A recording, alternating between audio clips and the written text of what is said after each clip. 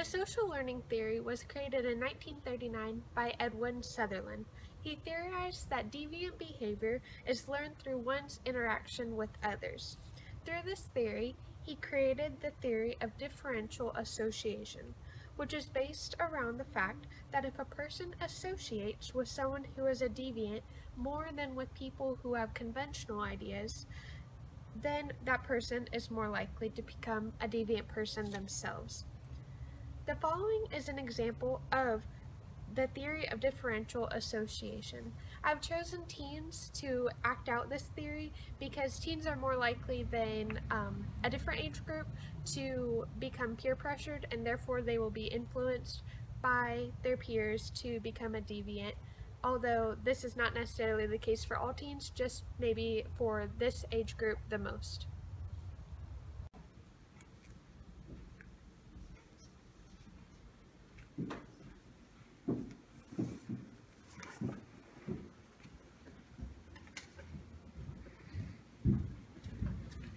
Hey Bree, what you reading?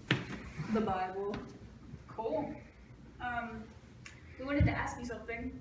Okay. You want to go to the store with us later? Sure.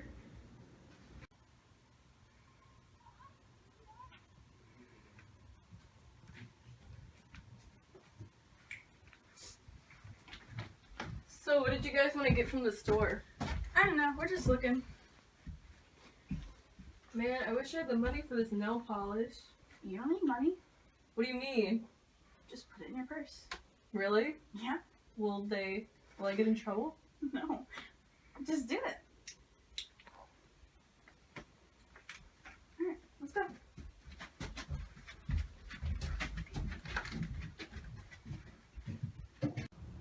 As you can see from the video, there was one teen who was non-deviant, and there was two teens who were deviant teens, and therefore the one teen was outnumbered and influenced and peer pressured into taking the nail polish because she was outnumbered.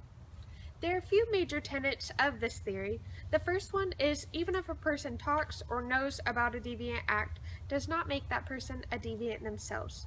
The second is even if a person knows a lot of criminals and deviant people, they are still not considered a deviant person. Only if that person surrounds themselves with a ton of criminals more than non-criminals will their chance of becoming a criminal go up. This has been proven true in lawyers, since these are the type of people that are constantly around criminals and deviant people.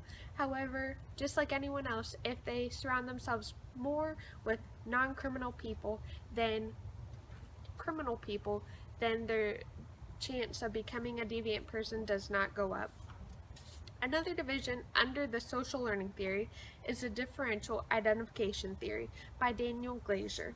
Through this theory, a group of people who have been studied is high school boys. The sociologists realized that the boys who identified with deviant friends were more likely to become a delinquent themselves.